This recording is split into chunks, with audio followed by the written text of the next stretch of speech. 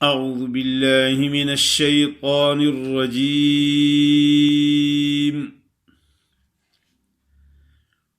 بسم الله الرحمن الرحيم.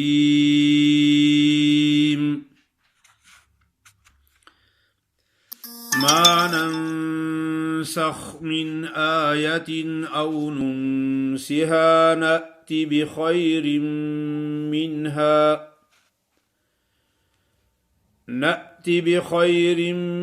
منها أو مثلها.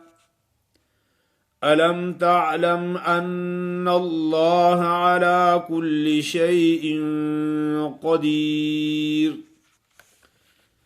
ألم تعلم أن الله له ملك السماوات والأرض وما لكم من دون الله من ولي ولا نصير.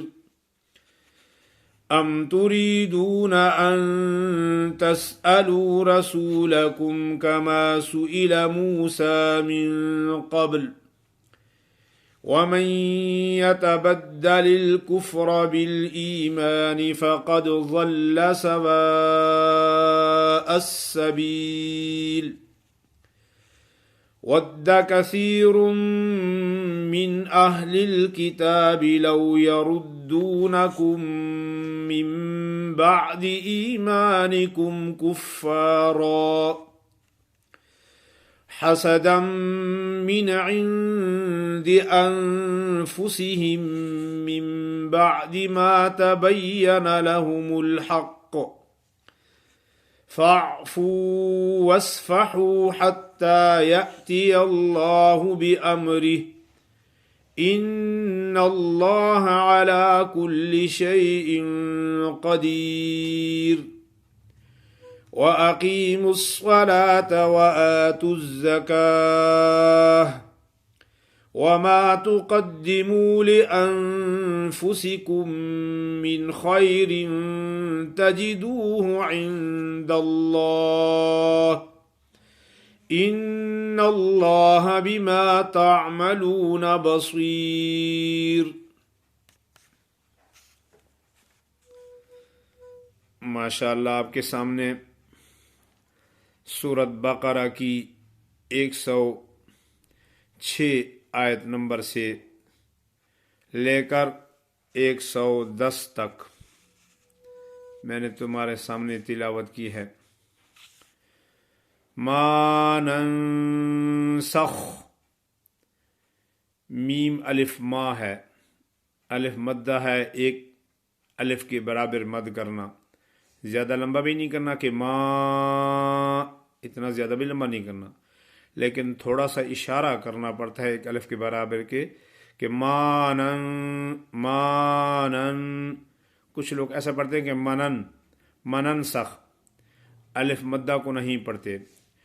نون میں ادغام ہو رہا ہے، آگے نون ساکن ہے تو نون پہ غنہ کرنا ہے، غنہ ہے مخفا یعنی اخفا والا. سخ، خا آگے ساکن ہے، اس کو موٹا کرنا ہے. ما ننسخ من آیتن، من پہ بھی اظہار کرنا ہے، تن پہ بھی اظہار کرنا ہے. نون ساکن اور آگے نون تنوین ہے، لیکن کچھ لوگ اس کو ایسے پڑھتے ہیں کہ من آیاتن. حمزہ پہ تو کھڑی زبر ہے لیکن یا پہ کھڑی زبر نہیں ہے، یا پہ جو حرکت ہے اس کو لمبا نہیں کرنا. من آیاتن اس طرح پڑھنا ہے. جو لوگ غلط پڑھتے ہیں وہ اس طرح ہے من آیاتن، یاتن نہیں ہے، من آیاتن یہ صحیح ہے. او ننسہا، او کو تھوڑا سا لمبا کرنا ہے کہ وہ لین ہے. ننسہا نأتی بخیر منہا. کچھ لوگ ایسے پڑھتے ہیں کہ نات بخیر، نون الف نا پڑھتے ہیں، حمزہ کو جھٹکا نہیں دیتے. حمزہ جب ساکن ہوتا ہے تو وہ جھٹکے سے ادا ہوتا ہے. اس کو لمبا نہیں کرنا. کچھ لوگ جو غلط پڑھتے ہیں نا وہ ایسے پڑھتے ہیں نات بخیرم. نات نہیں ہے, نون حمزہ زبر نأتی بخیرم منہا او مثلہا, او واو لین ہے, مثلہا سا کو اپنے مخرج سے ادا کرنا ہے. اوپر والے دانتوں کی نوکوں پہ زبان کی نوک لگاؤ تو سا ادا ہوتی ہے. او مثلہا الم تعلم. جو لوگ غلط پڑھتے ہیں نا وہ پڑھتے ہیں الم تعلم. الم تو کر لیتے ہیں لیکن تا الف تا لام میم لم, الم تعلم ایسا پڑھتے ہیں, ایسا غلط ہے. تا عین زبر تا, الم تعلم, الم تعلم ان اللہ علی کل شیء قدیر. ان نون مشدد ہے, آگے لام جو ہے نا وہ موٹا پڑا جائے گا. ان اللہ ایسا پڑھنا ہے کہ نون پہ تھوڑا سا ٹھہرنا ہے, غنہ بھی ادا ہوگا اور شد بھی ادا ہوگی. ان اللہ علی. کچھ لوگ ایسا پڑھتے ہیں کہ ان اللہ علی, ہا کو لمبا کر دیتے ہیں. ہا کو لمبا نہیں کرنا. جدھر کھڑی زبر نہ ہو یا الف نہ ہو مدہ تو حرف کا حرکت کو نہیں کھینچنا, لمبا نہیں کرنا. ان اللہ علی کل شیء قدیر. شیء غنہ کرنا ہے, قاف کو موٹا کرنا ہے, آگے یا مدہ ہے, اور آگے جو را ساکن ہو رہی ہے عارضی طور پہ, تو را ساکن کے بارے میں پہلے بھی آپ کو بتایا تھا کہ را ساکن سے پہلے یا ساکن ہو تو را ہر حالت میں باریک ہی پڑی جاتی ہے. علی کل شیء قدیر. الم تعلم, پھر وہی لفظ آگے. جو لوگ غلط پڑھتے ہیں نا الم تعلم پڑھتے ہیں, تا الف تا پڑھ لے, لیکن عین کو زیر کرنا ہے. الم تعلم ان اللہ لہ ملک السماوات والارض وما لكم من دون اللہ من ولی ولا نصیر. من فل ناک میں آواز جائے. ناک میں آواز کیوں جا رہی ہے کہ نون ساکن جو ہے اس کی غننے والی صفت کو ادا کر رہے ہیں, غننے والی صفت کو, کیونکہ نون ساکن اور تنوین کے بعد جو یرملون کہ 6 حرفوں میں سے کوئی حرف آ جاتا ہے تو ادغام ہوتا ہے وصل کی حالت میں, یعنی ملانے کی حالت میں. تو یہ ادغام بھی 2 قسم کا ہوتا ہے, وہ بعد میں آپ کو بتاؤں گا, لیکن اتنا بتاتا ہوں کہ 4 حرفوں میں ادغام ناقص ہوتا ہے. ناقص سے یہ مراد کہ ادھورا ہوتا ہے, یعنی پورا نہیں ہوتا.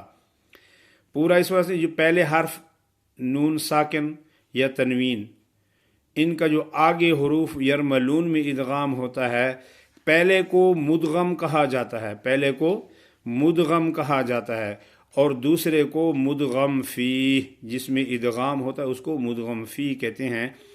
تو مدغم کی غننے والی صفت کو باقی رکھنا ہے 4 حرفوں میں. کون سے؟ ینمو میں. یا نون میم واو, یہ 4 حروف ہیں, ان میں جو ہے نا مدغم کی صفت باقی رہتی ہے. باقی جو 2 ہیں لام اور را رہ گئے ہیں, ان میں مدغم کی صفت باقی نہیں ہوتی, ان میں مدغم کی صفت باقی نہیں ہوتی. جیسے لفظ آتا ہے نا مر ربہم, اصل میں تو من ربہم ہے, لیکن مر ربہم پڑھتے ہیں تو نون کی مدغم کی کوئی صفت باقی نہیں ہوتی. من ولی ولا نصیر ام تريدون ان تسألوا رسولكم كما سئل موسى من قبل كما سئل موسى من قبل ومن يتبدل الكفر بالإيمان فقد ضل سواء السبيل. فقد قاف کو موٹا کرنا ہے, دال پہ قلقلہ ادا کرنا ہے. ضل ضاد کو اپنے مخرج سے نکالنا ہے, زبان سامنے دانتوں سے نہیں لگانی. فقد ضل ایسا نہیں کرنا. ضاد کا مخرج آج انشاءاللہ آپ کو بتاؤں گا کہ اوپر والے ڈاڑھوں سے زبان کا وہ کنارہ لگانا پڑتا ہے جو حافہ ہے. فَقَدْ ضَلَّ سَوَاءَ السَّبِيلِ وَدَّ كَثِيرٌ مِّنْ أَهْلِ الْكِتَابِ لَوْ يَرُدُّونَكُمْ مِنْ بَعْدِ إِيمَانِكُمْ كُفَّارًا حَسَدًا مِّنْ عِنْدِ أَنفُسِهِمْ مِنْ بَعْدِ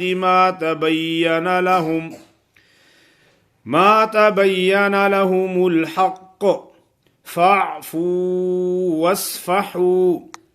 کچھ لوگ اس کو ایسے پڑھتے ہیں کہ فافو، فعل فا واپس فو، عین کو بالکل نہیں پڑھتے، لیکن عین کا بہت زیادہ خیال رکھنا ہے کہ اس کو اپنے مخرج سے ادا کرنا ہے، اور ساکن ہوتی تو ایسے پڑھا جاتا ہے فا فو.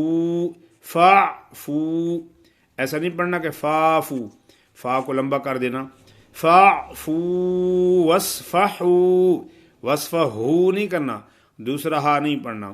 وصفحو حتی یأتی اللہ بأمرہ ان اللہ علی کل شیء قدیر.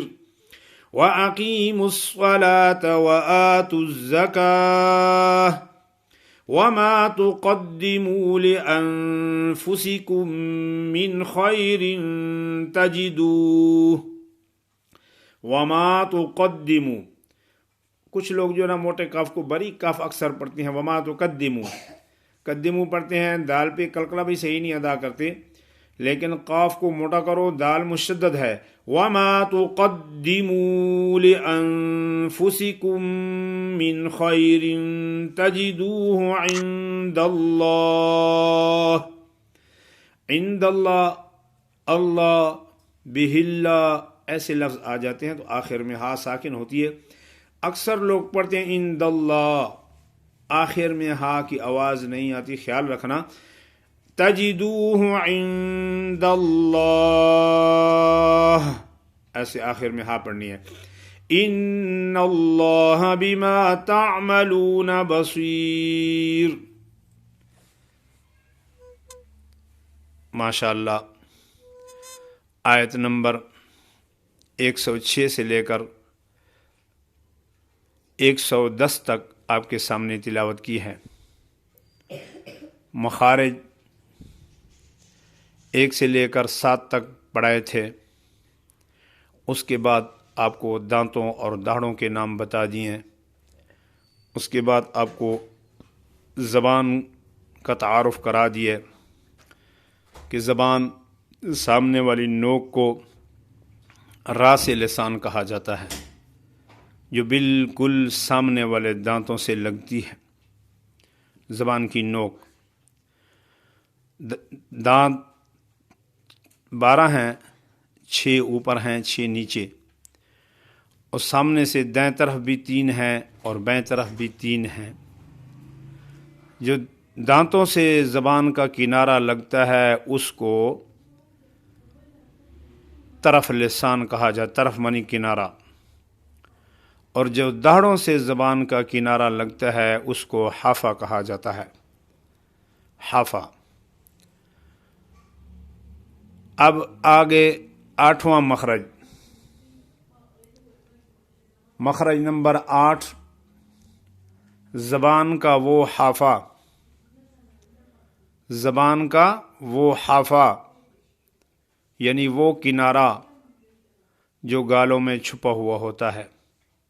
یعنی انسان ہنستا ہے یا ویسے منہ کھولے تو جو زبان کا کنارہ نظر آتا ہے وہ تو دانتوں سے ہی لگتا ہے، اس کو تو طرف لسان کہا جاتا ہے.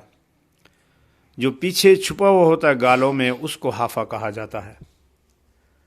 مخرج نمبر 8، زبان کا وہ حافہ جو گالوں میں چھپا ہوا ہوتا ہے اور اوپر والی 5 داڑھوں سے لگتا ہے. اوپر والی 5 داڑھوں سے لگتا ہے، اس کو حافہ کہا جاتا ہے. اس سے اللہ نکلتا ہے، اللہ. باقی زبان کو اوپر تالو سے لگاؤ، کیونکہ زواد ہر وقت موٹا ہوتا ہے، اس میں ایک صفت ہے جس کو استعلا کہا جاتا ہے۔ استعلا منی بلند، یعنی زبان کا اوپر اٹھنا۔ مخرج نمبر 8، زبان کا وہ حافہ جو گالوں میں چھپا ہوا ہوتا ہے، اوپر والی 5 ڈاڑوں سے لگتا ہے، اس سے کیا نکلتا ہے؟ ضاد، ضاد، ضاد، ایسا پڑھنا ہے۔ اور اس حرف کو حافیہ کہا جاتا ہے۔ پہلے 3 الف واو مدہ جوفیہ تھے، اس کے بعد جو حلق سے مخارج ہیں 3 اور ان سے 6 حروف نکلتے ہیں، ان کو حروف حلقیہ کہا جاتا ہے۔ اس کے بعد جو گلے میں 2 حرف ادا ہوتے ہیں، موٹا قوف اور بریک کاف، ان کو کیا کہا جاتا ہے؟ لہاتیہ کہا جاتا ہے۔ اور اس کے بعد 7ویں مخرج والے 3 حروف جیم شین یا لین اور متحرک، ان کو شجریہ کہا جاتا ہے۔